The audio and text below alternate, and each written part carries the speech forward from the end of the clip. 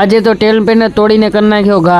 तो चलिए शुरू करते हैं। રામ રામ બધા મિત્રોને। તો હું આજે બપોરે 1 વાગે ઉઠી ગયો। ઉઠીને હું સીધો હાલી ગયો ગેરેજે જે હું બેઠો હતો તો આપણા કને આવી એક એક્સેસ જેનો ઓઇલ બદલાવાનો હતો। તો આપણે હથિયાર લઈને ઓઇલ કાઢી નાખ્યો ને રાખી દીધો સાઈડમાં ને લઈ લીધો નવો ઓઇલ નાખી દીધો ને પકડથી ફૂલ કરી નાખ્યો ગેટ ટાઈટ।